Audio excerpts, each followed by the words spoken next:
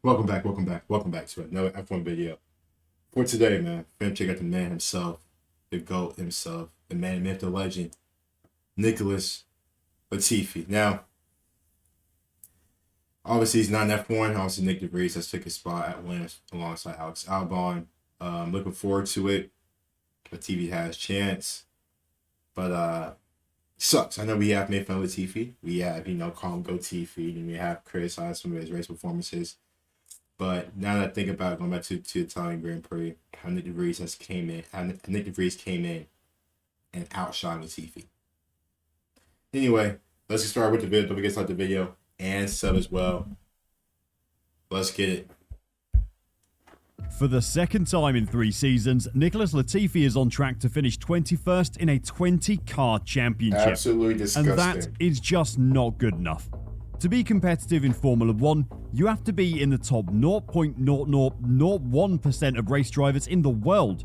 So there's no shame in saying you made it there, even if you couldn't compete. Unfortunately, I know we do say Latifi sucks, but the dude did make it to F1. Out of all the drivers who don't make it to F1, and most like probably at Formula 2 or Formula 3, Formula 4, he made it F1. So he does have some talent to a degree. Like, you don't just make it, well, look at Matt Mazepin. He was in F1 and look at that happen.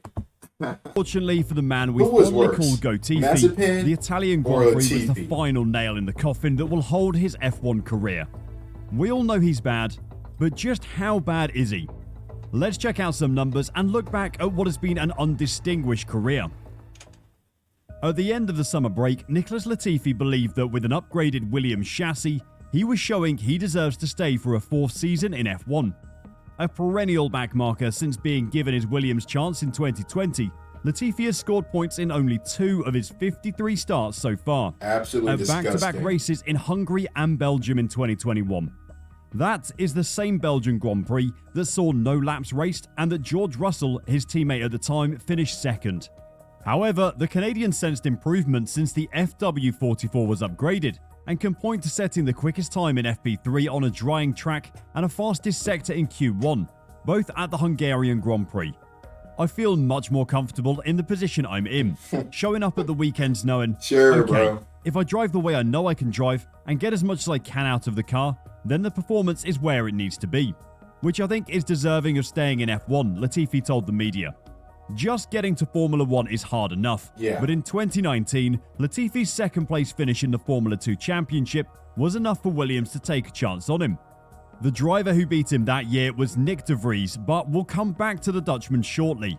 For now, let's stick with Latifi. Nick may have been the better choice just on pure driving skill, but F1 is about far more than just skill. In 2019, Williams were in a terrible place financially. They were actively looking for a buyer of the team and were... So obviously this was before the salary cap came in, because the salary cap didn't come into last year. And you can just see just how unfair it was for a lot of smaller teams compared to bigger teams. Like, desperate need of capital to keep them it's afloat. ridiculous. It was a very similar situation to the one at Haas that led to Mick Schumacher and Nikita Mazepin getting seats in 2021. Schumacher had his father's name and sponsors to go with it, and Mazepin had his father's money. In Latifi's case, it was the 2-hit combo of his father's mother and the backing of the Bank of Canada as a sponsor. Pay drivers might not be so much of a problem in Formula 1 anymore, but they definitely still exist, and Latifi is a prime example. Since Latifi has been at Williams, the team has changed hands, and the financial situation is far better than it was, and now it's time for the team to get competitive. Unfortunately for Latifi, it's the man that beat him to the F2 title that is back to haunt him, Nick DeVries. At the Italian Grand Prix, a low-key FP1 rookie spot for DeVries seemed nothing out of the ordinary. A diagnosis of appendicitis for Alex Albon and an emergency surgery was more out of the ordinary though. Yeah, I know he and was the that Mercedes sick. backup DeVries was ready to take a seat in a He Williams was for the weekend. sick. I didn't Quick know that. side note, Albon suffered respiratory failure and was treated in intensive care following the appendix surgery at the weekend. The 26-year-old had an operation on Saturday but suffered post-operative anesthetic complications and was put on a ventilator. Yeah. Albon came off the ventilator on Sunday morning and Williams says he will be home soon. Jeez. We, and I'm sure you all, wish him a speedy recovery Yeah. and look forward to seeing him racing again soon. Nicholas Latifi crossed the finish line in 15th in the Italian Grand Prix. Only 4 dropouts and Kevin Magnussen finished below him in Monza, while Williams stand-in Nick De Vries scored points and finished 9th. Despite his own performance, Latifi... How do you let someone come into the team, racing just for that weekend most likely, and finishes above you? Now, you can't say, like, there's a reason people didn't want you in F1. There's a reason fans were kind of tired of you. You can't perform, bro. You can't perform. Wasn't surprised that temporary teammate De Vries scored points. That's where the car was supposed to finish. I think if we'd been at the front, we could have finished there too. But our car is not really suitable for racing. It's more stay where you drive. Thoughts? Unfortunately for Latifi, losing out to a temporary stand-in who'd only driven the car in a test session back in Spain in May and in FP3 was the last straw for pretty much everyone. The excuses have run out and the Canadian is being told it's time to leave. Yep. Before we look at what the F1 world has to say about Latifi, let's look at just how bad he has been. Until Silverstone this season, Latifi sat 21st in the 20-car championship, behind Aston Martin's 2-race stand-in Nico Hülkenberg. Nico raced 2 Fortunately for Latifi though, the first lap multi-car crash meant there were 6 retirements, the most in a single race so far this season, and he was able to finish 12th to pull himself up the Drivers' Championship leaderboard. Nick De Vries scoring points in Italy put him back in 21st position though, but that doesn't tell the whole story. The best comparison we can make is to the man in the same machinery as him, Alex Albon. When you put them head to head in qualifying, Alex has beaten Nicholas 13 times in the 15 qualifyings they were both in.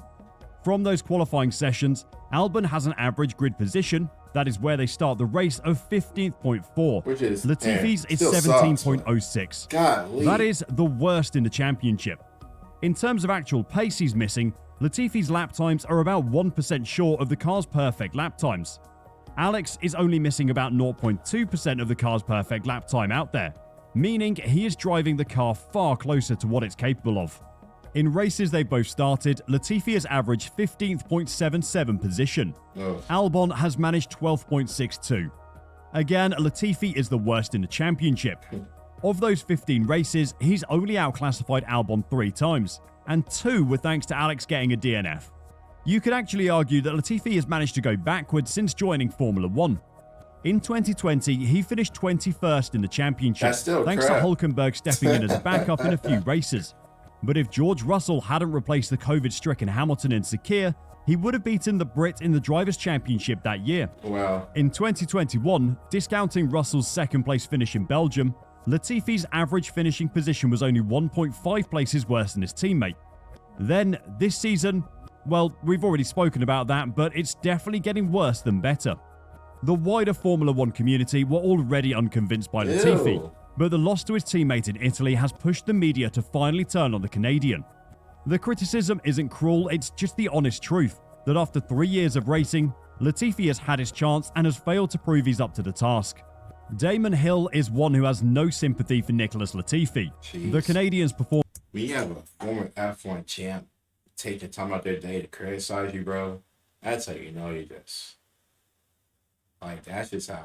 You just know you're done. No ifs, ands, or buts. You just know that you are done. You're done.